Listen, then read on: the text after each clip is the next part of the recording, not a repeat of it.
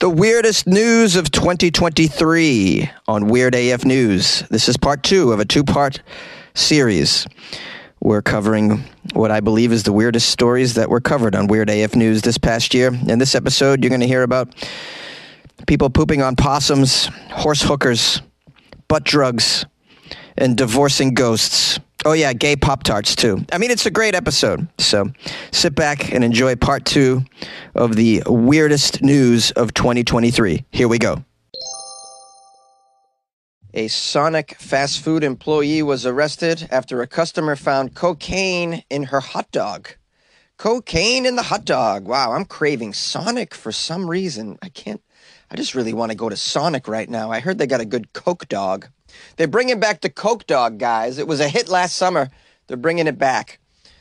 A New Mexico Sonic employee was arrested after allegedly losing his bag of cocaine while preparing a hot dog. Well, you're making a lot of assumptions here that he lost it. Maybe this is a way he sells his cocaine.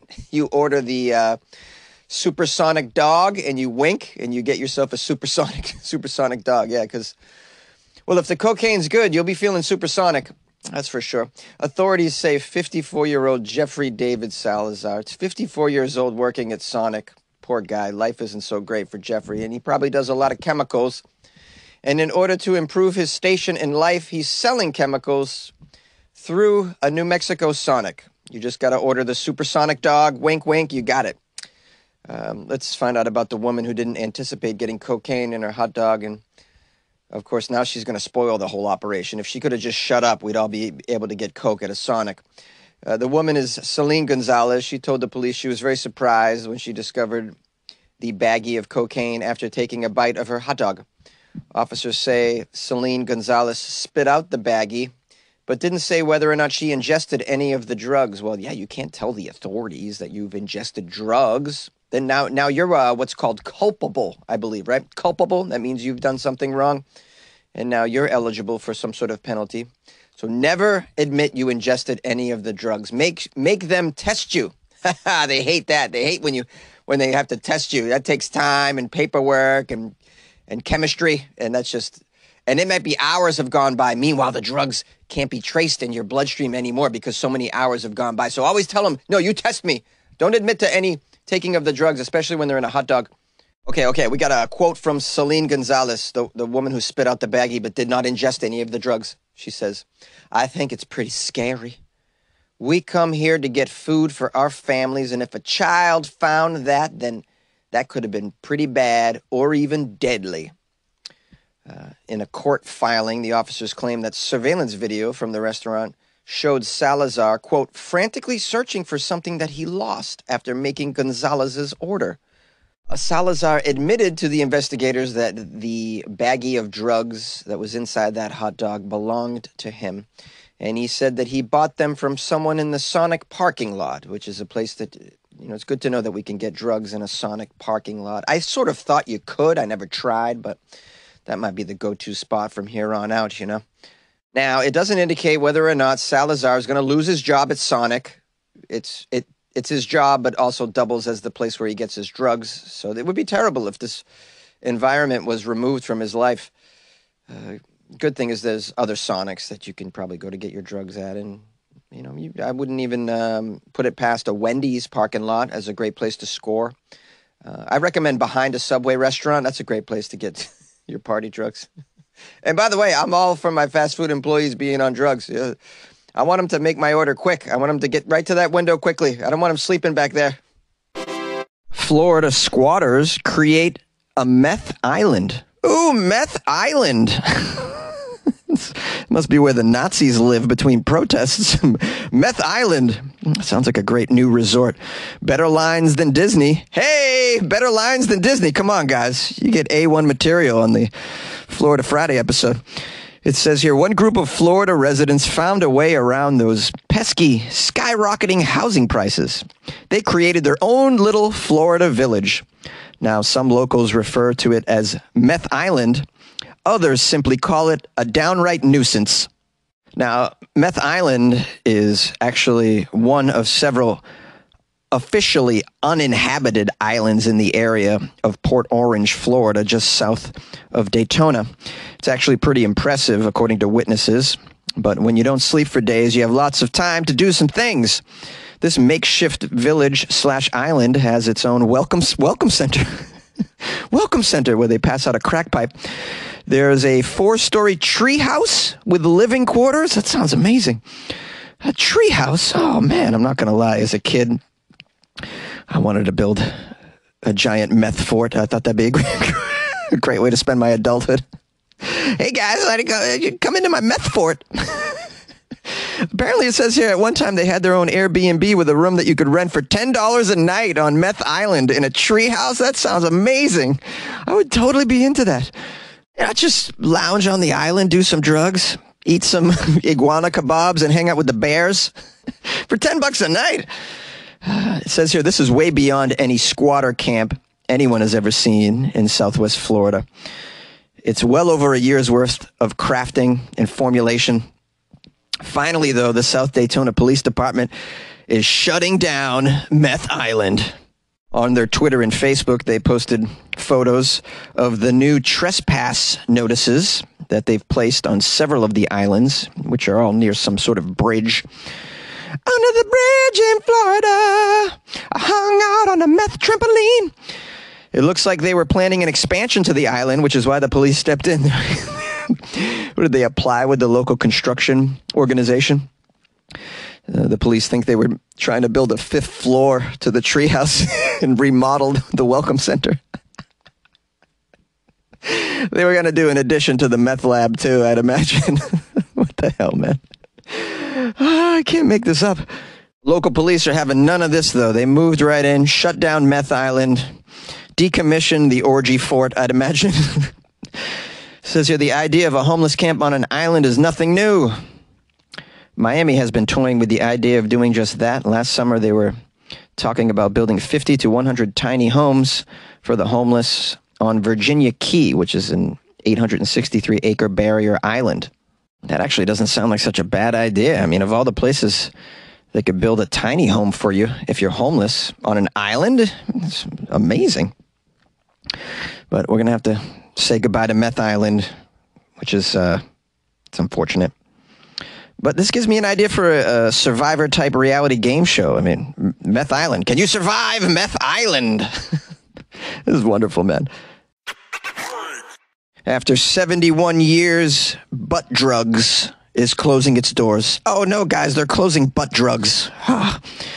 Never thought I'd see the day that Butt Drugs would have to close. It's a very sad day in history. You guys know about Butt Drugs? It's a pharmacy in Louisville, Kentucky. It's one of southern Indiana's best-known pharmacies. We have a quote here from Katie Butt Beckard.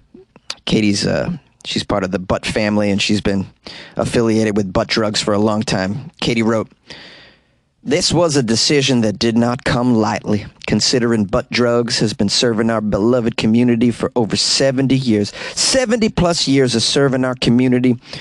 Our community's butts have been served for decades. We've been serving our community Butt Drugs for a long, long time. We got the best Butt Drugs, have had the best Butt Drugs, well, in all the counties around. So very sad moment to shut down Butt Drugs. I know a lot of people are going to miss Butt Drugs. A lot of people's butts are going to miss Butt Drugs as well." It says here, Katie's grandparents, the Butt family, began the pharmacy in 1952 on East Chestnut Street. It was called William H. Butt Drugs. Her father continued it as Butt Rexall Drugs. She says, "When I took over, purchased it from my father, we legally changed the name to just Butt Drugs, you know. We thought Butt Drugs is appropriate. We want to keep it simple. Just call it Butt Drugs, you know. Butt was the given name, you know. It's always been Butt. I've been a Butt. You know, the Butt family is big time around here. And, you know, you make it what it is. You make it what life can be. You have fun with it. You know, when your last name's Butt, you gotta laugh at life, you know. We've been laughing. Everybody's been laughing at us, too. It's been a nice big joke, Butt Drugs, hasn't it? The pharmacy has used the family Butt name in commercial jingles with clever puns. A commercial jingle? Seems like this is appropriate for a YouTube search, guys. Hold on 1 minute. Oh, Jonesy found it. The Butt Drugs commercial. Let's hear this jingle. I'm sure it's going to be good. There's a cry across the heartland, a yearning for the days gone by. And in little old Corden, Indiana, they're happy and they'll tell you why. They got butt drugs, they love butt drugs, butt drugs, butt drugs. I recommend butt drugs for everybody. I can always count on butt drugs. When I think drugs, I think butt drugs. For all my health needs, I turn to butt drugs. Oh, I love it. It's so funny. I love the customers saying that they always get their butt drugs at Butt Drugs. Butt Drugs has been known for its old-fashioned soda fountain that they have inside. Ooh, a soda fountain. I love those. Get yourself a Lime Ricky. They also have a prescription pickup in the store's rear. Huh? How about that? Pick up your butt drugs in the rear. Drive around to the rear. Get your butt drugs. People travel from all over just to get their, quote, I love butt drugs t-shirts, magnets, and hats. Katie says she and her staff are deeply saddened that they must close their doors. Now, while saying a farewell to butt drugs can feel a bit like a kick in the butt, Katie chooses to look in the rearview mirror and remember all the happy memories in the shop. While the doors will close next week, Katie says a business bearing the Butt last name in the future isn't exactly off the table. She says the store will close permanently until they find a new idea or something different, perhaps a new niche for their butt. Are gay Pop-Tarts sexualizing our children? Did you guys know Pop-Tarts were gay? Oh, man. Another day, another classic food being canceled because it's gay. Let's find out what's going on with Pop-Tarts. Why are they so gay? I had no idea. I love Pop-Tarts. I miss them.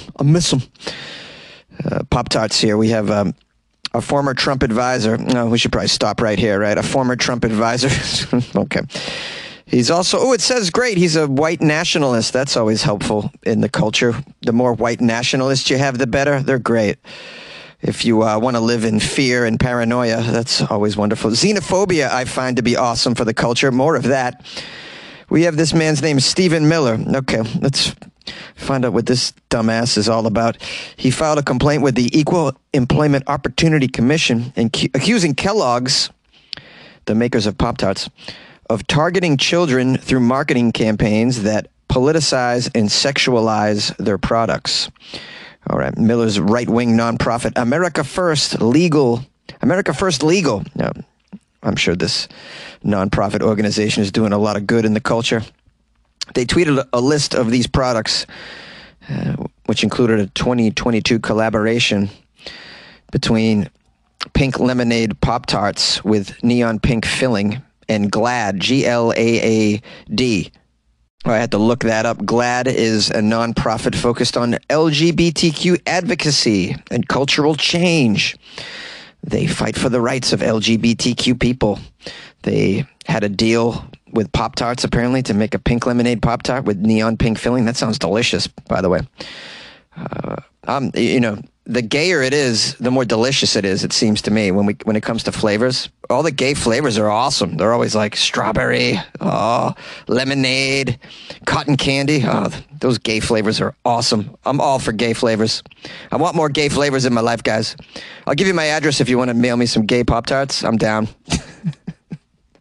The gayer my Pop-Tarts, the better, to be honest with you.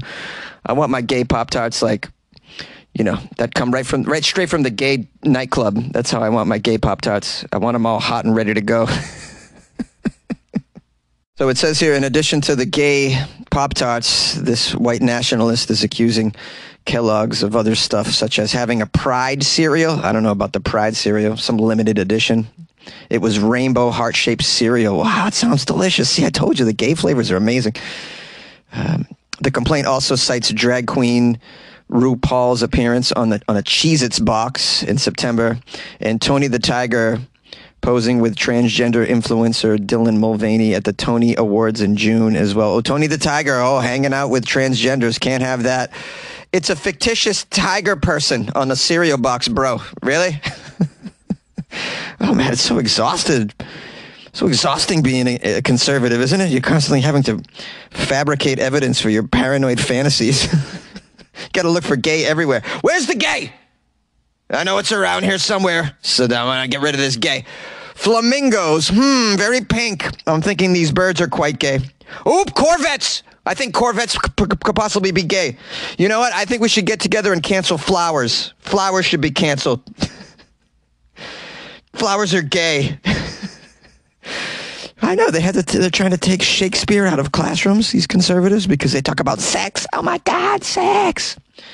It's not even sex. It's just romantic love between a man and a woman. Mike, what's so bad about that? I mean, what do you think your kids are doing with the smartphone, man? You don't think your kids are watching some people get it on with the smartphone? They're watching people get it on. Just letting you know, they're watching people get it on, and they're eating gay cereal. They just are, just FYI, as they should. When I was a kid, I watched people get it on as often as I could. I had to use a DVD to do it. But hey, man, yeah. And if there was any gay cereal around, I would eat it. We didn't really have gay cereal back then, but I would have ate that shit. I mean, I like Lucky Charms. That's pretty close to a gay cereal. Anyways, I got to wrap this story up. I feel awful anyways that I'm already giving a platform for this guy and his stupid ideas. I mean, it's horrible. No one should be covering this, but I thought it was so bizarre. I thought I'd get into it. So why not use my platform to just say, this guy's an idiot. I mean, and his ideas are so paranoid. Anyone who thinks that a Pop-Tart, some sort of frosty breakfast treat, is going to turn your children gay or sexualize them in some way is just a paranoid schizophrenic out of their mind. This is sociopath. This is psychopathy. This person needs help, therapy, pills. I don't know what they need. They need God. No, probably less God.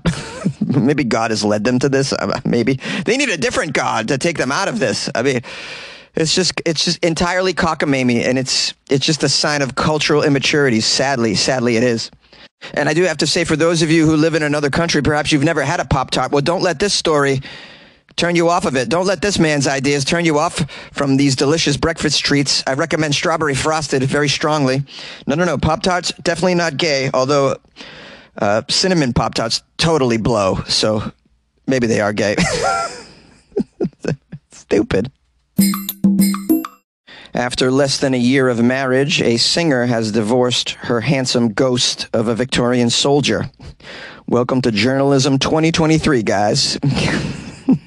This is more of a palate cleanser story, I would say. A singer who married what she claims was a ghost of a Victorian soldier has said they are divorcing less than a year later. This songwriter and performer, who goes only by the name Brocarde, said that she first met her devilishly handsome Eduardo when he burst into her bedroom one dark and stormy night. The 40-year-old from Oxfordshire said long-haired Eduardo immediately announced his love for her and later began confiding in her. Their spirited love affair hit the headlines when the singer Brocarde announced they were marrying in a chapel on Halloween in 2022. I can't remember if I even covered this story back in 2022. I have covered numerous stories of women marrying ghosts, and even a woman who married a 747 plane, and a woman who married a bridge, a woman who married a zombie doll, and a woman who married herself. People are lonely out there. The singer posted a video of her wedding ceremony on Instagram where she was seen wearing all black with an empty space where invisible Eduardo was said to have been standing, according to her. I mean, you really got to give it up to her friends and family for going through with this charade and sort of legitimizing her fantasy on some level. I don't know if I could be such a good friend if someone invited me to their wedding and I found out they were marrying the ghost of a Victorian soldier. I don't know if I could go through with it. Those are some good friends right there. Unfortunately, shortly after they married, Brocarde said she was angry that her husband got too drunk on their honeymoon. He got drunk on the honeymoon in Barry Island, Wales. What was he drinking, huh? What's it? So, I can't. I'm trying to think of a popular Victorian alcoholic beverage. Absinthe, perhaps? The ghost just couldn't lay off the absinthe. The singer added that Eduardo would often become increasingly possessive and would switch between being warm and intense and then threatening.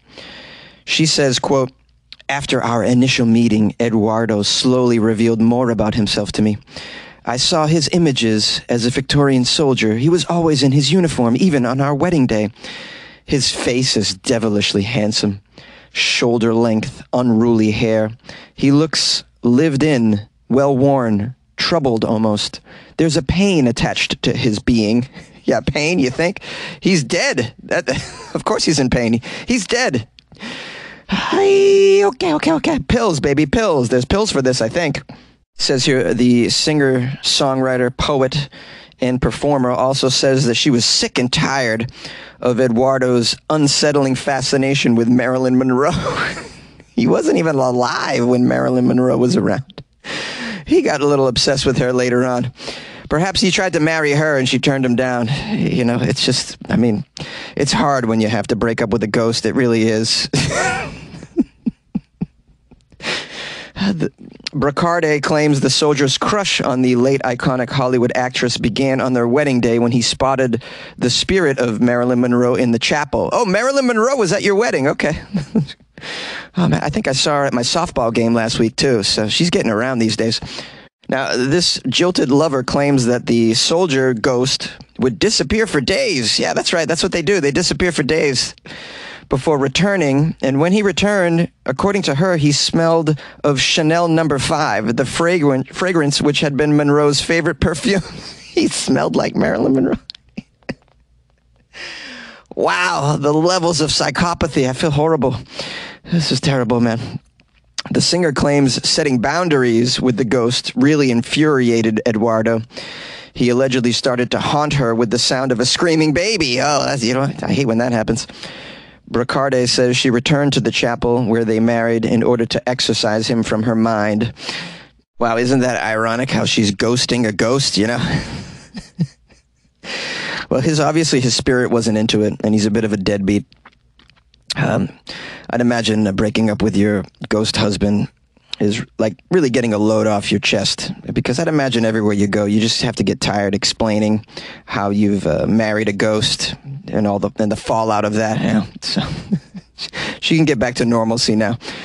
So I guess for any of you fellas that are living over in Oxfordshire, there's a new woman on the market here. So, and I'd imagine it's probably pretty easy to be better than a devilishly handsome Victorian ghost who's obsessed with absinthe and Marilyn Monroe. So go get her. Want to create a podcast? Spotify's platform lets you easily make, record, distribute a podcast everywhere, even earn money, all in one place and for free. It's called Spotify for Podcasters.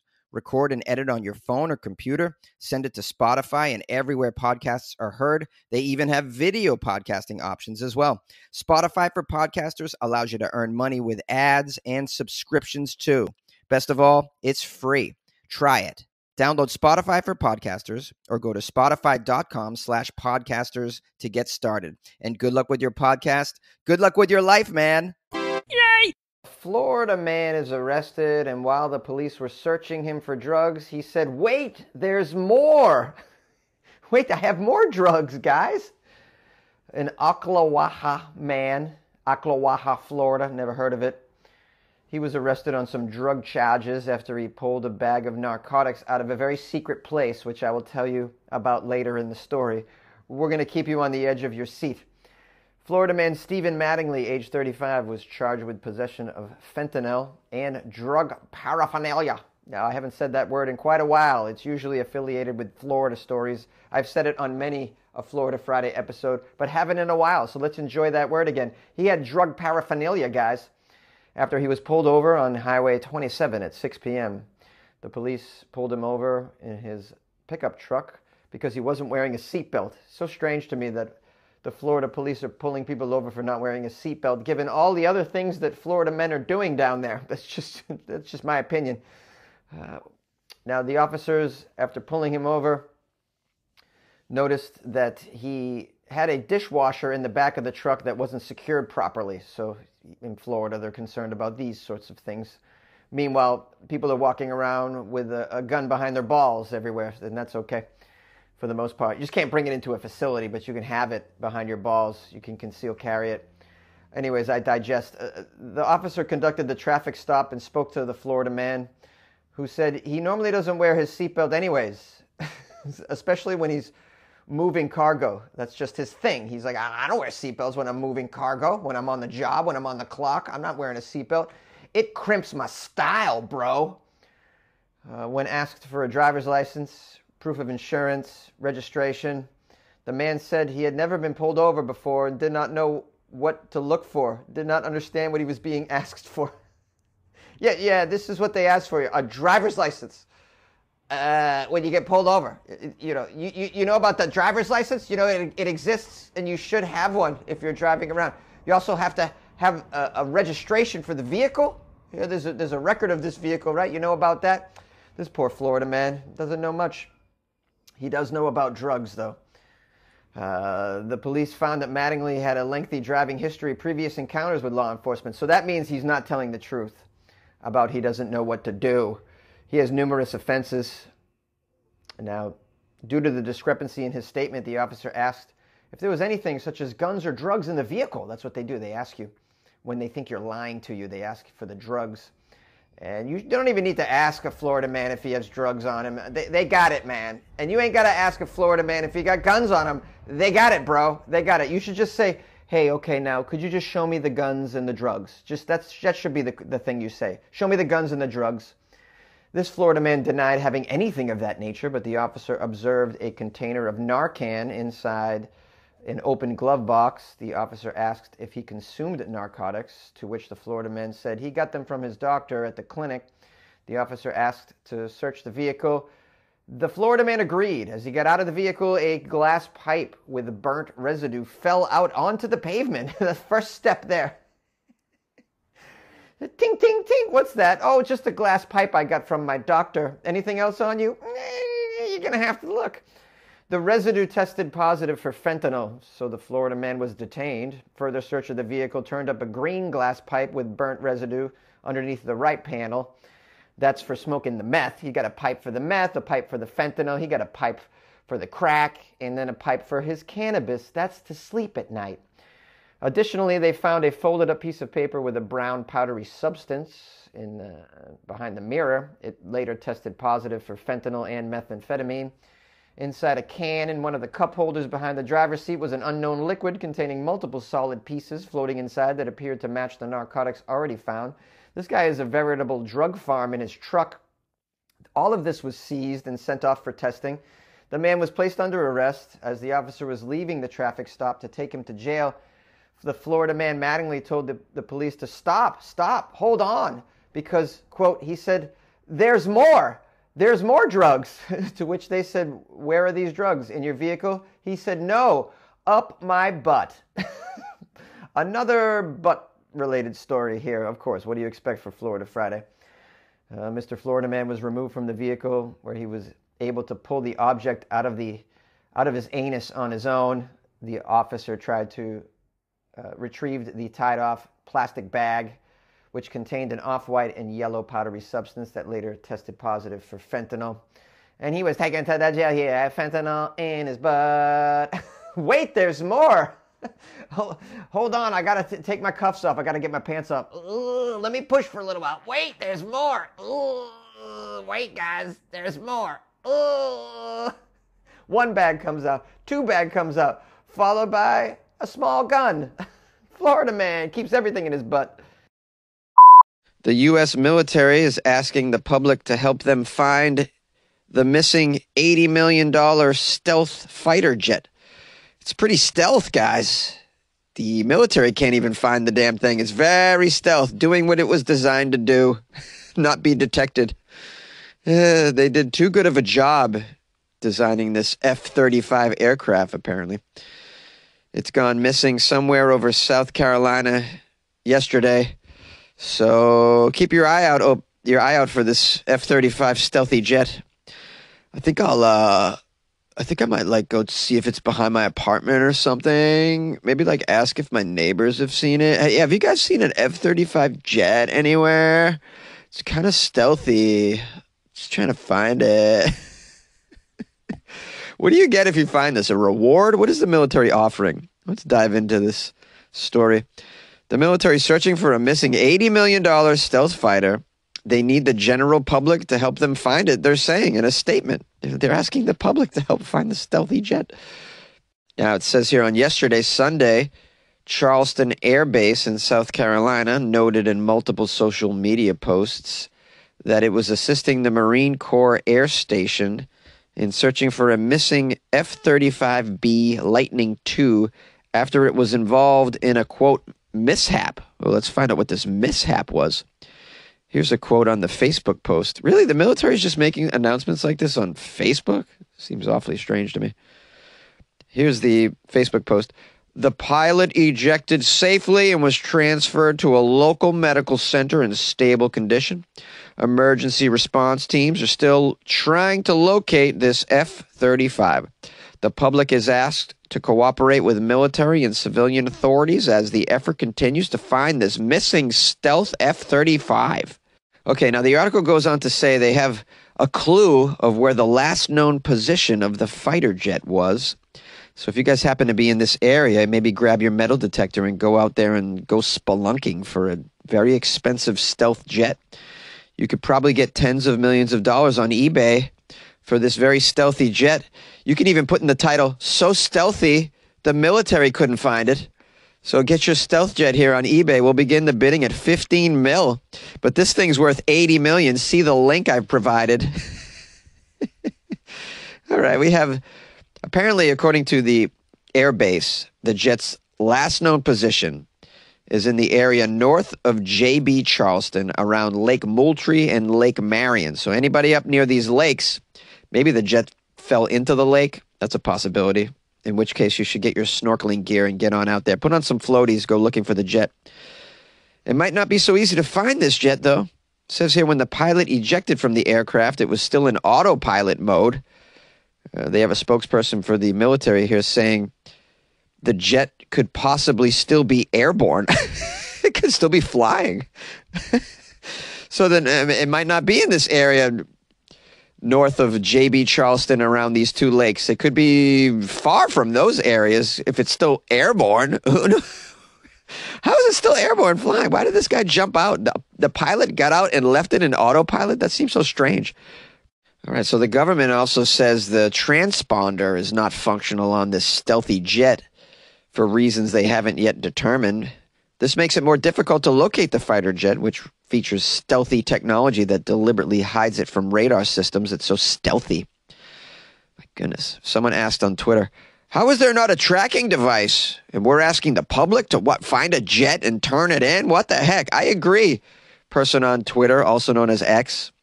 How is there not a tracking device?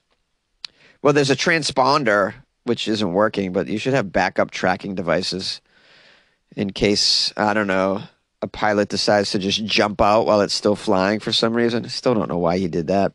Would a spider crawled on his hand? Would you just jump out of an aircraft for, man? It's so crazy. Now, this spokesperson from the military base says, quote, the aircraft is stealth, so it has different coatings, different designs that make it more difficult than a normal aircraft to detect. Yeah, we got it. It's stealthy. I bet you China already has this damn thing. They repainted it. They're going to unveil it next month as their new stealthy fighter jet themselves. The base is saying anyone with information that would assist them in recovering the F-35 stealthy jet. If anybody knows its whereabouts, please contact the 2nd Marine Aircraft Wing Public Affairs Office at 252-466-3827. The local search is also being conducted in coordination with the Federal Aviation Administration. It remains unclear why the pilot ejected from the jet. They're still saying it remains unclear. How about you ask him? I mean, isn't he your employee? Unless he just hasn't been recovered himself. Have you not found the pilot? Did he just eject and then run through the woods? Maybe he's swimming in one of those lakes. You should find this guy and ask him why he ejected from the jet. He should tell you. He's your employee. You should get down to the bottom of this, okay, military? And you shouldn't be posting on Facebook all of your mistakes. I mean, it's a bad look for us. You know what I mean? There's other world powers out there trying to take us down, and you guys are posting your stupidity on Twitter and Facebook. This just seems like some Terrible decisions by the military. That's just me. I'm not a military operative of any sort. I know nothing about it. I just wouldn't post my mistakes all over social media. A man is accused of trying to hire a prostitute for his horse. I'm going to repeat that title because it's a doozy. A man is accused of trying to hire a prostitute for his horsey. A prostitute for his horsey. Oh, it's been a good horsey. I want to reward my good horsey with a prostitute. Most people reward their good horse with, I don't know, carrots or perhaps a few sugar cubes. Not this guy. He's like, I'm going to get you a prostitute, buddy. Plot twist, the prostitute's name is Sugar Cubes. Hey! Stupid. All right, enough of the jokes. Let's get into the details of this horseplay. This guy's in Western Washington. A Longview man is accused of attempting to hire a prostitute online for himself and his miniature horse. Oh, the old hooker horse threesome. The zoophilia combo platter. This guy's name is Jad Shipman. He's 48 years old, quite bored, has a little expendable cash. He got a tax return recently. He's like, I'm going to have a good time this weekend, me and my horse. Now, he's been booked in the county jail for first-degree attempted animal cruelty and one count of patronizing a prostitute, according to the court documents. Mr. Jad Shipman was communicating with an individual on a forum-based website where users can solicit prostitution. Shipman allegedly offered to pay $440 to a prostitute to travel to Longview, Washington, to touch him and to touch his miniature horse as well in a sexual manner. According to the report, Shipman told the potential prostitute that he was having a difficult time finding a willing participant to join him. And he said, quote, the last two gals I asked said it was noticeably outside their comfort zone. Yeah, it's outside their comfort zone. Yeah, what a surprise. They don't want to sexually please you and your miniature horse at the same time? Wow, what prudes these girls are, huh? You can't, you used to get a prostitute to go to bed with you and your animals. Not anymore. Sheesh. It turns out the prostitute on the forum reported this individual. I mean, imagine for you to shock a prostitute, for you to insult a prostitute, what you have to offer, the degenerate place you have to go for a prostitute to say, you know what, you're a sick individual. I'm going to report you to the authorities. Which you'd imagine she's going to jeopardize her own position and possibly the position of the prostitute forum itself, reaching out to the authorities. That's how much this guy freaked her out. A deputy arrived at Shipman's residence and saw two miniature horses on his property. A resident told the deputy that Shipman was a partial owner of these animals. 4 days later, Shipman sat down for an interview with the local deputies, who reportedly told them, after being read his rights, he told them that he did offer an individual cash for some sexual purposes. He admitted during the interview also that he had had prior sexual contact with some animals as well. I love how this guy just spilled the beans, yeah? We'd like to ask you about miniature horses and prostitution. Oh, yeah, I'm into it. Yeah, I've had some sexual contact with animals, I'm not going to lie. Oh, yeah. You ever been duck hunting? Well, you ain't been duck hunting with me before. Hey, sometimes we got some downtime, and I like to get a little frisky with the dogs. All right, clearly this guy's got a mental disability of some sort. Very, very deviant, these fetishes often slip into the realm of, I would say, complete psychopathy. This guy's no different. He could have gotten out of all of this if he just told the police something like, my horse, that's what I call my penis. A man drove into a police station while blasting Guns N' Roses. This is a strange way for Guns N' Roses to promote their upcoming tour. This took place in Jersey. A New Jersey man is facing several charges after authorities say he intentionally crashed his vehicle into a police station while blasting a song by Guns N' Roses. Can you guys guess the name of the song? I'm going to give you some choices. Is it A, Paradise City? Is it B, Welcome to the Jungle? Is it C, Mr. Brownstone? Or is it D, November Rain? If you guys said B, Welcome to the Jungle, you would be correct. He blasted Welcome to the Jungle by Guns N' Roses while driving into a police station. It seems very appropriate. It's a great theme song if you're going to drive into a building, I think. Now let's keep reading and find out what the police did to him after he drove into the police station blasting Welcome to the Jungle. Did they bring him to his knees? This incident happened Wednesday of last week. Surveillance video from the Independence Township Police Department shows the vehicle slamming into the building. The song is not captured in the video, sadly, but you could play it on the side while you watch the video and still have the experience. The police said in a statement that the man's stereo was blaring the song Welcome to the Jungle by Guns N' Roses. The man is identified as John Hargreaves. In the video, John gets out of the car with his hands up before he was even arrested by the officers. He was ready for it. He now faces several serious charges, including terrorism. Terrorism? Huh, strange. That carries a maximum sentence of life in prison? That's bizarre. I wouldn't say that this was an act of terrorism at all. At all. Guns N' Roses is lovely. If someone just invades my space playing Guns N' Roses, I'm not going to say it's terrorism. Obviously, it's he's driving onto private property and damaging private property, but terrorism seems strange. Now, the police say earlier that day, Hargreaves intentionally crashes SUV into the garage door of a home as well in Liberty Township.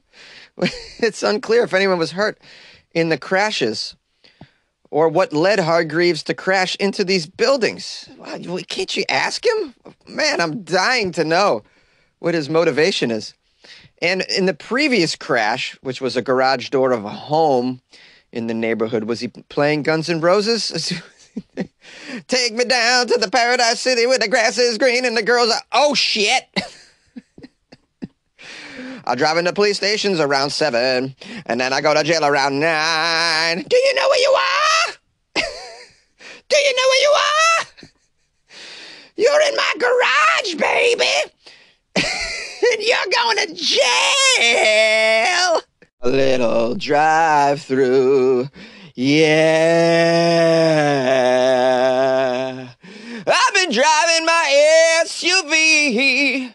I don't always stay on the street. I like to find a big building to smash. I drove through the station, then I made a dash. Then police come find me, they know where I be. I'm driving out all of the street and I need you. Yeah, 'cause I need you. Ooh, I need you. Ooh, I need you. Ooh, drive through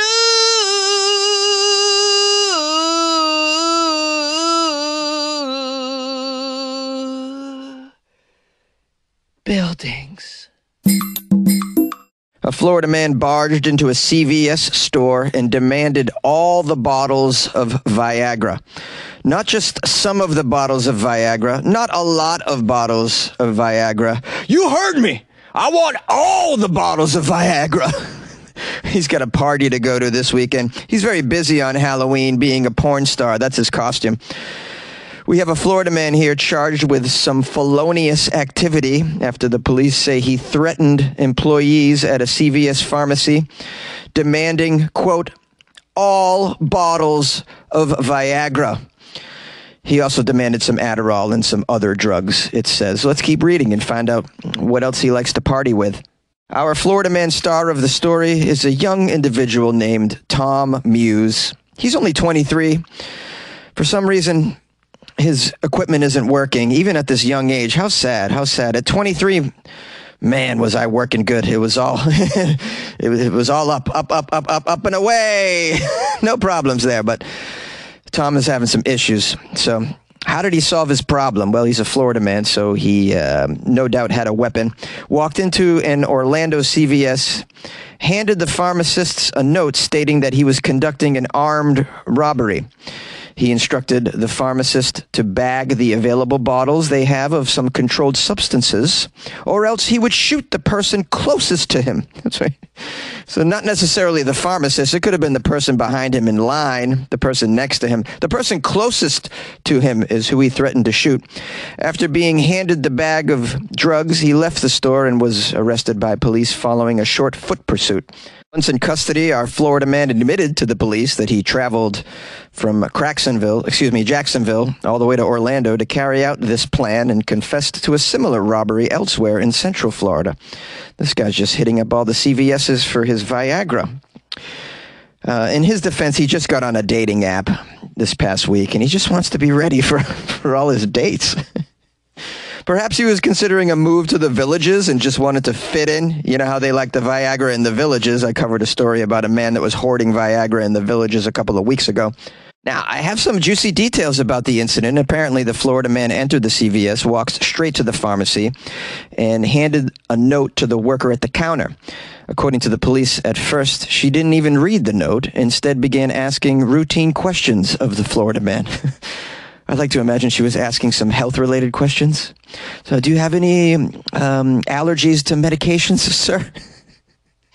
You're requesting some Viagra. Are you suffering from ED as a result of antidepressant medications? We need to take your blood pressure, sir. We want to know how your heart is doing before we give you these Viagras. Just read the note, lady. The note says everything. I know there's something on the note, but I have some questions for you, sir. If you could stand over there, we're going to take your blood pressure and weigh you. The police posted the actual note that he gave to the pharmacist on their Twitter account for some reason. The note says at the top in large font, "This is armed robbery. Please cooperate. I don't want to hurt you. You are not to alarm anybody or I will shoot the closest person to me. Please follow these directions or I will shoot the closest," and they forgot the T, "the closest person to me." What if there isn't anybody near him at the time? "I will shoot the closest person to me or the closest person outside the door in the parking lot. I may shoot someone in line at the front of the store on the way out to the parking lot. I'll shoot somebody in the Halloween section if you don't hand over the following." It says bag the following drugs: oxycodone, all bottles; hydrocodone, all bottles; Xanax, all bottles. Okay, we get it. You could just put bag all bottles of the following. Man, someone's got to teach this guy how to write more concise robbery notes. And it says Adderall, all bottles; liquid codeine, all bottles; and then lastly Viagra, all bottles. And then it says, when finished, place the note in the bag and lay down or I will shoot. It doesn't say who. It doesn't say he'll shoot the closest person. It just says he'll shoot. According to the report, one pharmacy worker filled the bags with the drugs that were requested. "Did you put all the bottles in there?" I said, "All bottles. Read the note." It's signed by a doctor. Another employee took a picture of the note and texted the store manager that they were being robbed. How'd you like to get that text if you're the store manager? One of my employees is texting me, "Hold on." She's probably asking to go to lunch early. "Oh, no, turns out we're being robbed. Someone wants all the bottles or they're going to shoot the closest person in the Halloween section." It says here that people working at the pharmacy fulfilled the request in the note, putting it in the bag when they were finished collecting the drugs and handing it to the defendant.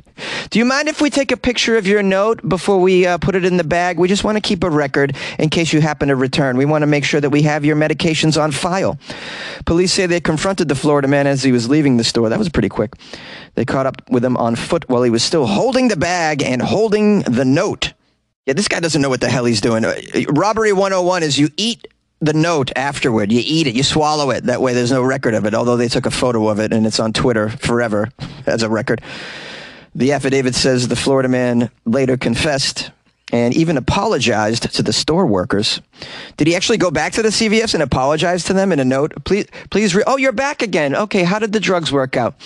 Oh, you have a note for us? Well, before we read the note, we'd like to take your blood pressure again and see how you're doing. You want to take his temperature, Marcy? No, read the note. I'm saying I'm sorry. If you don't read the note, I will say I'm sorry to the person closest to me. It also says here during the confession, the Florida man claims he did not have a weapon on him at the time. So this was just pure faith, working on faith. It says he's facing some charges such as robbery in a mask. That's a separate charge. There's robbery and then there's robbery in a mask. So, and that's kind of weird. But everybody's still wearing masks, it seems. He is being charged with trafficking or possession of controlled substances, et cetera, et cetera. He's probably going to do some hard time for this, right? I mean, they'll probably give him a stiff sentence. You know what I'm saying? Guys, come on. This episode is brought to you by Shopify. Whether you're selling a little or a lot, Shopify helps you do your thing, however you cha-ching. From the launch your online shop stage, all the way to the we just hit 1 million orders stage. No matter what stage you're in, Shopify's there to help you grow. Sign up for a $1 per month trial period at shopify.com/special offer, all lowercase. That's shopify.com/special offer. Yay! Dozens of birds will be renamed in an effort to shun racism. Many bird species in the United States and Canada will get imaginative new names that reflect their traits and their habitats rather than the names of people. This is according to an announcement from the American Ornithological Society. Did I pronounce that correctly? Ornithological? That's a tough word. The society plans to remove all human names from the common names for birds within its jurisdiction in order to create a more inclusive environment for people of diverse backgrounds interested in bird watching and ornithology. Says here, a total of between 70 and 80 birds in the U.S. and Canada will have new names that aren't so offensive to bird watchers and ornithologists. Did I say that correctly? Well, they're getting very offended by the names. You know, it's hard enough bird watching. You know, you're out there in the cold, in the wind, got your little binoculars. You're just hoping to see some beautiful bird. And then when you see it, the last thing you want is to be like, oh man, I see the duck-bill Cosby. Oh, my day is totally ruined. I hate the duck-bill Cosby. It reminds me of something. It says, following years of controversy over bird names linked to people with racist and genocidal histories, the Society's decision thrills scientists and ornithologists who supported a campaign to name birds for themselves. I had no idea there was such a controversy over bird names. Were you guys aware of this? I know about the statues that have been being removed, especially in the southern part of the U.S. We have a quote here from Karina Newsom, an ornithologist. I have a feeling I'm going to have to say ornithologist several more times in this article, and I'm not too excited about it. Karina says, I'm really excited about the change. It's a major change in how we think about bird names, you know? We came to this decision that we really want bird names, you know, to be about the birds. Now, specifically, the society wants new bird watchers hearing bird names for the first time to, quote, feel this is a welcoming environment for people from different backgrounds and just enjoy nature for what it is. Birds are for everyone, they say. Science is for everybody, they say. So they want the new bird watchers hearing a bird name for the first time. You don't want to be offended or shocked when you... Oh, what's that one, Mommy? Oh, honey, that's the speckled Mao Zedong. I need to know some of these names. Let's keep reading and learn. The project was initiated in part to address past wrongs over links to historical figures known for their support of slavery or the genocide of indigenous peoples. New bird names will favor more descriptive names, like the blue-footed booby. Oh, like that's not offensive? The booby? I mean, or the red-headed woodpecker. It's got pecker in it. What about the kids, man? Think about the kids. They're going to hear pecker for the first time. They're going to hear booby for the first time. That could be shocking to the system. Here's a couple of names that they've deemed inappropriate and that will be changed. We have here the Eskimo curlew and the Inca dove, along with the short-tailed Donald Duck, which was named after Trump, and the Arctic Kanye. The Marjorie Taylor Greene blue horn feathery thing. That's another one. The long-billed Elon Musk. Oh, my goodness. And the yellowtail Hitler. Can't have that. Can't have that. Change these names, man. Right. In all seriousness, some of these names are after people that are not okay. It says here they proposed renaming McCown's Longspur, the McCown longspur is a small bird that lives on short grass prairies in the central United States, and it was named after John P. McCown, who first collected a specimen of this species in 1851. But that was before he fought in the Seminole Indian War in Florida in 1856. Also before he participated in an expedition against the Mormons in Utah in 1858. And before he became a general in the Confederate Army in 1861. We have another quote from one of these ornithological persons. If you have a bird named for a person who was a white supremacist, who preached the inferiority of black people, and it's found mainly in the South, if people research the history, they're going to find it extremely offensive. One example is the Scott's Oriole. This is a bird named for Winfield Scott, a military general responsible for the Trail of Tears. Well, that guy sounds like a bad guy. So probably shouldn't have a bird named after him or anything, for that matter. But it's a slippery slope when you start renaming everything. I mean, how many streets in the U.S. are named after people that killed? I mean, basically, we have so many things in the U.S. named after a guy that did a lot of killing. It's just everywhere. It's everywhere. Well, this pilot project will begin in 2024, starting with an initial group from among the 70 to 80 birds that will be renamed in the U.S. and Canada. In total, over time, up to 260 birds with people's names could be reviewed across the Americas and associated islands. Now, they're saying here the public is going to be invited to suggest names for these birds as well, in order to build more excitement to learn about birds. So I hope they ask me for some bird name suggestions, because I have a few. How about the white-tailed booby reduction? That's so stupid. I apologize on behalf of myself in the closet and all the bad jokes that I have subjected you to in this segment. A Florida man was caught pooping on a dead possum in public. I mean, is this up for the Title of the Year award? Possibly. Florida man caught pooping onto a dead possum in public. I have so many questions. I have a feeling not many of them are going to be answered. A Florida man has been arrested after he was seen defecating onto a dead possum by police officers out in the open where, quote, any other motorists could see him. Was he in the middle of the road? Why don't we do it in the road? Why don't we do it in the road? I'm pooping on a possum right in the middle of the road. This happened about 5:30 p.m. Officers with the Clearview Police Department witnessed Florida man Rudy Wilcox, age 45, relieving himself onto a dead possum in a public area. All right. According to the... Sorry. Okay. All right, brace yourself. According to the arrest affidavit, police saw Rudy's, quote, pants lowered and his anal region exposed. Oh, it was another crack to sack situation. This time there was no fornication with the dead possum. Thankfully. What's weirder, fornicating with a dead possum or defecating on a dead possum?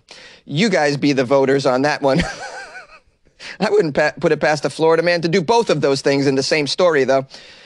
This disturbing sight of Rudy, his anal region, his pants lowered, the dead possum between his nether region.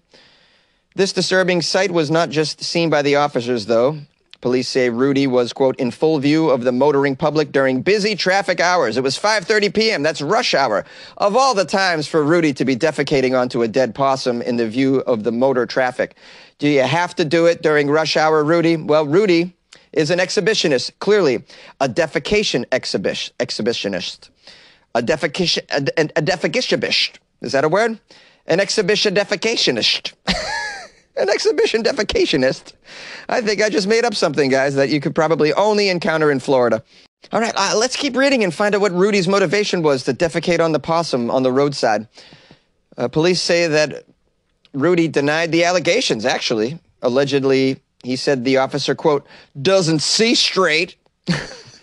However, police stated that the, quote, physical evidence was viewed at the scene, which corroborates the allegations alleged. So, well, you know, when you defecate and you leave it there, Rudy, if you don't pick it up, that is the evidence. That's the physical evidence that corroborates the allegations of you defecating onto a dead possum. Rudy was arrested for exposure of sexual organs. That's the end. That's it. There's no. What is the motive? Can we all? Can we guess? Maybe he was backed up. He has a hard time pooping. He's poop shy. We all need our rituals. You know, with me, it's that first cup of coffee in the morning that usually gets me onto the throne. Maybe for Rudy, it's it's got to be dead, blind animals. What do they call these things? Marsupial. That's it. It's a marsupial. I have a hard time remembering this word. You don't encounter it very often. So maybe Rudy needs to be in the vicinity of a dead marsupial for him to go. You know, it's marsupial, poopial, marpupial. Wow, sometimes I'm immature. A man was arrested for indecent exposure at a come-and-go gas station. Well, in fairness, you might take the store name a little too literally. There are people out there who are like this. I was just following instructions. It said come and go. This story's out of Iowa. A man is accused of exposing himself and then taking off from a come-and-go gas station. He denies that he was doing anything more than just, quote, scratching his genitals. The article begins by saying gas stations are home to some of the wildest viral incidents you're going to find. There are some things people just don't want to see, such as a man scratching his genitals out in the open. The cops received a 911 call from customers at a come-and-go gas station about a man who had allegedly made sexual comments to them and then began touching himself inappropriately. And then when the police arrived, the man had already gone. He came and went. But they canvassed the area with multiple subjects from the area, identifying 54-year-old Kenny Lee Kelly as the man they were looking for. Kenny Lee Kelly. What? I'm just following instructions. I'm coming and I'm going. Well, I want to know what this guy does at the Pump and Munch gas station. Have you guys... That's another gas station. Pump and Munch. I prefer to munch before pumping. That's just me. A search warrant turned up the clothes that Kelly discarded. Kelly himself showed cops a hat that he was wearing that's identical to the one worn by the suspect at the gas station as well. So they find his clothes. He was just wearing the hat. Is that what's going on? Okay. The victims were able to pick Kelly out from a photo lineup as well. They had to put this guy in a lineup. Could you pick out the man who was scratching his genitals, quote unquote, at the come and go? Could you point out the guy that you claim came and went at the come and go? Which one of these were at the come and go, coming and going? Can you help us out here? This guy was arrested. He was picked out of the lineup. I'm sure they recognized him from his hat. He was booked in jail for indecent exposure. This guy's got some priors, including felony theft, driving without a license, possession of narcotics. Despite the evidence, Kelly says he's innocent. This is just a giant misunderstanding. Well, no need to brag, Kelly, about your giant misunderstanding. When questioned by the police, he reportedly said he was, quote, scratching his genitals, not exposing himself. This isn't the first time Come and Go has made headlines, they say. Last summer, OnlyFans model and Twitch streamer Amaranth bought one of the gas stations for a whopping $8 million. Well, I guess I missed out on that story. Sounds riveting. Who gives a damn what OnlyFans model and Twitch streamer Amaranth buys? Really? If you care about what a Twitch streamer / OnlyFans model is purchasing, you need to get a serious life. You seriously need to get a life. Anyways, back to Kelly from the Come and Go who came and went. He says he's innocent. He's innocent. He's saying this is false advertising. Shouldn't I be able to come and go at the Come and Go? Let's hope they don't sell the big gulp at the Come and Go. I'm out. Mic drop. Yay! Russian prisoners are forced to listen to Bon Jovi songs on repeat. Is that supposed to be torture or what? Why Bon Jovi? I mean, I think this choice gives torture a bad name. Hey, all right. Shot to the heart, and you're to blame. You invaded the Ukraine. Let's find out what's going on in this Russian prison. One of Russia's strictest prisons has a playlist of songs it plays to inmates every single morning over loudspeakers. The playlist includes multiple Bon Jovi songs, hits by the DJ Moby, and even Thunderstruck by AC/DC. Oh, I like Thunderstruck. This is all according to a political prisoner that's in this prison. Other songs include the Russian national anthem and some songs about Moscow. This place is called the Kapotnya.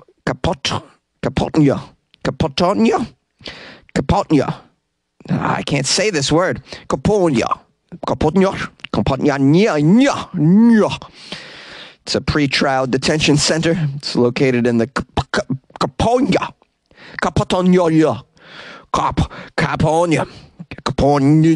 district. It's 11 miles. It's 11 miles from Moscow city center. That's all you need to know. It has hosted such political prisoners, artists, organized crime figures, business leaders, terrorists, government officials that have been accused of committing various crimes. This is a big-time detention center. I still don't know if this music is being played for pleasure or for torture.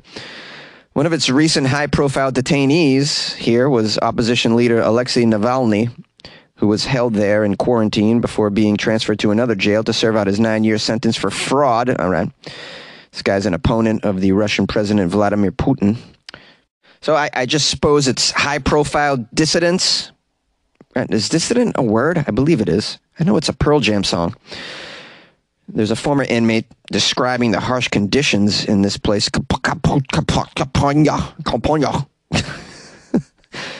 In some blog post saying that it was so strict. This person was punished for making a cup of tea after lights out. Oh, my goodness. One political prisoner currently being held at Kapotnya is the head of Russia's election watchdog, Grigory Melkonyans. Yeah. All right. So this guy's been keeping track of which songs feature on the playlist. They shared the information on the Telegram account. And the playlist is apparently repeated day after day, month after month. They are heard every morning by thousands of Russians awaiting trial, including the political prisoners. There's a quote from this guy. We put these songs together so you can understand how they feel. You will be surprised by many of the songs on playlist. What sort of songs do you ask? Some of Moby's songs on the playlist include Why Does My Heart Feel So Bad? Also, the hit Honey, and a song called Body Rock, which is fun to say with a Russian accent. I don't like Body Rock. I do not like Moby's music. Bon Jovi, on the other hand, we like Bon Jovi. Hey, you know. The Bon Jovi hits that are playing include One Wild Night and It's My Life. It's now or never. which just begs to be parodied in prison. It's my life sentence, yes. Wow. All right. So what do we think of this? I mean, I don't know. To me, Moby seems horrible, but I like the other songs. One could make the argument that any playlist played on a loop, any songs played on a loop every single day for years and years would just make you go crazy no matter how good they are. But it just would seem to me that some artists would violate the Geneva Convention. I mean, if you're playing Adele on a loop, that's going to kill me. Hello. I mean, every song by Adele just is like written to make you cry and stab yourself in the eye. I can't stand. Is it me? I hate Adele music. I just hate it. Oh, I can't do it. And if you really want to torture the criminals, if you could just play those BK ads on a loop, those are horrible. Any Spotify account that plays with the ads, and a non-paid Spotify account will drive you insane. I can speak from personal experience because I've been listening to a Spotify unpaid account for years, and I'm just bombarded with horrible ads. Lately, it's been BK ads for the last 3 months. Prior to that, it was horrible State Farm ads with Peyton Manning's annoying voice. All of these will drive one insane. All right, and I guess lastly, I'll put it to you, listeners. What artists, song, or songs do you find torturous to play on a loop? Please call me, 646-450-2012. I'll now sing a Bon Jovi song in a Russian accent. I walk these streets, loaded 6-string on my back. Play for keeps, because I might not make it back. I've been everywhere, still standing tall. I've seen a million faces, and I've rocked them all. Because I'm a cowboy. On a steel horse I ride. I want it, dead or alive. Ryan Reynolds here from Mint Mobile. With the price of just about everything going up during inflation, we thought we'd bring our prices down. So to help us, we brought in a reverse auctioneer, which is apparently a thing. Mint Mobile Unlimited Premium Wireless. How to get 30, 30, bit to get 30, bit to get 20, 20, 20, bit to get 20, 20, bit to get 15, 15, 15, 15, just $15 a month? Sold! Give it a try at mintmobile.com/switch. $45 up front for 3 months plus taxes and fees. Promo rate for new customers for limited time. Unlimited more than 40 gigabytes per month. Slows full terms at mintmobile.com. Youngsters have kidnapped the baby Jesus. They're demanding ransom on TikTok, as youngsters will. It's okay, guys. Don't worry. It's Jesus. He'll be back in 3 days. In a bizarre turn of events that have left this town perplexed and amused, 2 youngsters pulled off a Christmas caper by kidnapping the baby Jesus from the local nativity scene. This took place in the town of Saint Vicente del Respig in Alicante, Spain. Did I mispronounce all of that? Probably. It's fine. It's fine. All you need to know is that the baby Jesus was kidnapped from the nativity scene. It went from nativity scene to captivity scene. Hang in there, Jesus. I mean, sorry, that's a bad joke. That's definitely a joke I didn't nail. Come on, the Jesus puns. Who can go forward without Jesus puns in a story like this? Anyways, I'm not worried about baby Jesus. He's been through worse. The article says this audacious move reached new heights of eccentricity as the 2 youngsters that kidnapped the baby Jesus demanded a ransom, showcasing their mischievous adventure on the social media platform TikTok. Oh, these youngsters and their ransoms. What do they want? 5 packs of Gushers and a box of Captain Crunch? We want chocolate, or the baby Jesus will be whipped and crucified. All right, now because of the kidnappers being youngsters, they went to TikTok to demand the ransom for the baby Jesus. They've boldly named their TikTok account Kidnappers of San Vicente. You can see the 2 young culprits shrouded in mystery, wearing hoodies. They teased the local police with their demand for ransom for the baby Jesus. In a display of apparent dissatisfaction with the police's custodial skills, the youngsters asserted that the baby Jesus needed better care and vowed to cause him harm if their ransom demands were not fulfilled. They declare ominously in the TikTok video, "Tonight, he sleeps with us." These kids, what the? The accompanying video, a production reminiscent of a low-budget thriller, showcases the baby Jesus being held hostage on a bed, surrounded by 10 and 20 euro bills. The video concluded with the thieves snatching the sacred figurine and stashing it away in the trunk of their vehicle as well. They're demanding 2,000 euros as ransom, specifically. As the news of this strange Christmas caper spread like wildfire, the City Council of St. Vincent expressed its concern and awaited a prompt resolution to the incident. Municipal sources regretted the damage caused and assured that security forces had initiated necessary procedures to unravel this caper. Despite the chaos, the council pledged to ensure the normal progression of their Christmas celebrations with or without the baby Jesus, it turns out. The city council stated emphatically to the police that they weren't offering to pay the ransom. Wow, these kids, man. Hey, we got your son of God here, all right? It'd be a shame if, something would have happened to him. Maybe if you could cooperate with our demands, we might have baby Jesus in time for the Christmas holiday this year. Hello, my friends and loyal listeners of the Weird AF News podcast. Thanks for joining me for this, I guess you could call it a sort of a greatest hits episode from 2023. There was so many great weird stories. It was very difficult to narrow it down to like 25 of them. So over 2 episodes, though, I think it was a good representation of the weird year that we were faced with in 2023. And 2024 is already starting out quite weird. So I have a feeling this is going to be a great weird year as well. I want to give a shout out to Rick Falconer, who just became a Patreon member. So shout out to Rick. Appreciate the generosity, Rick, joining the Patreon. It's one of the nicest things you can do to support Weird AF News is joining the Patreon. So we want to give Rick a thanks.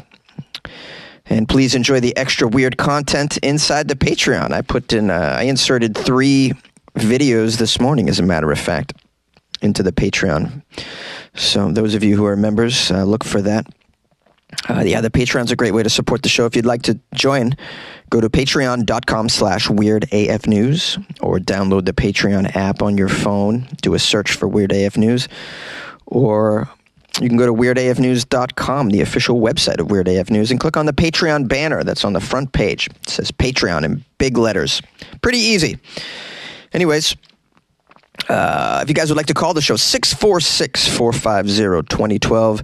My email is funnyjones@gmail.com, and I'm always available on the gram, that is Instagram, at funnyjones. If you'd like to slide into my DMs and wish me a happy new year, I would accept that. Gleefully accept that. Anyways, appreciate your time. Hope you enjoyed these 2 best of 2023 episodes. And we're looking forward together to having a very, very weird 2024. And good luck with your life, man.